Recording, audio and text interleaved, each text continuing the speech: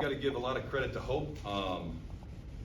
You know, I thought that they came into this game and they really played hard. They really had I thought, a really good defensive game plan. And you know, we didn't do a very good job of responding, right?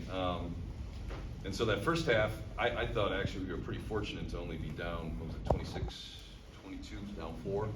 Chet made a nice play to get that steal, but you know, and in the second half, man, if you just look at the, you know, they only ended up with 4 second chance points, but you know, they got 40 points in the paint for the game, right? And we just allowed them to get downhill way too much.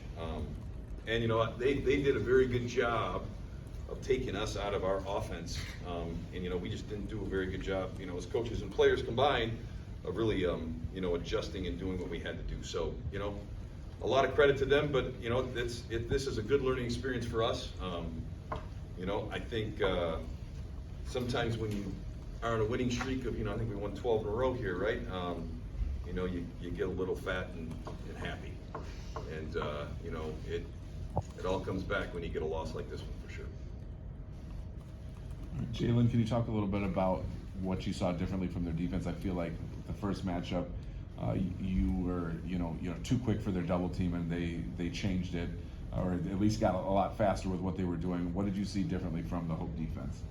Yeah, the big difference was like as soon as like the ball was in the air coming to me, it was, you know, straight to a double. It wasn't just as soon as I dribbled a double. So that was a little different. And they came and they stayed until I got rid of the ball. So it was, I couldn't just pass fake and they wouldn't bite on it. So it's like it was a lot different in that perspective for sure. So.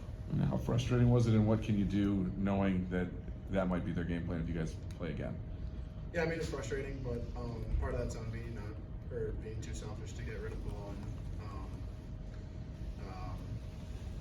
you know, just got to be better personally in that perspective, or that part of the game. Yeah.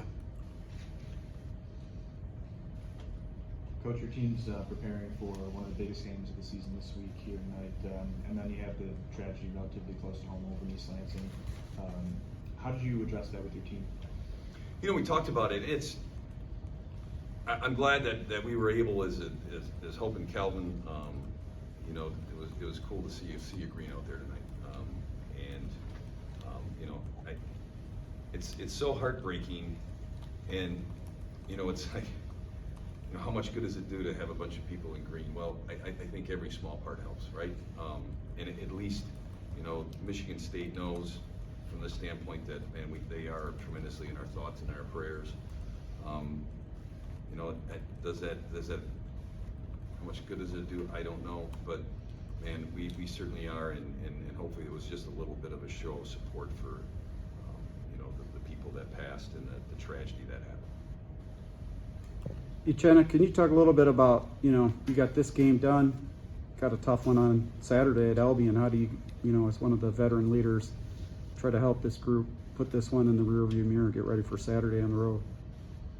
I mean, well, that's just what we got to do, just plain and simple.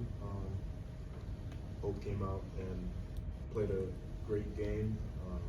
They just felt like they wanted it from the jump, and you can see with how they, just the intensity was definitely a lot different from the first game, which, I mean, it's expected, but, you know, credit to them. They did well. They did well in their defensive scheme, and some guys stepped up for sure. It's really all it is, just a pass now. You know, one game. You know, it's not going to be easy. No one said this was going to be easy at all. You just gotta move on, focus on Albion. They're a great team too. So yeah, a quick step forward. Any other questions? All right, very good. Thank you. Thanks.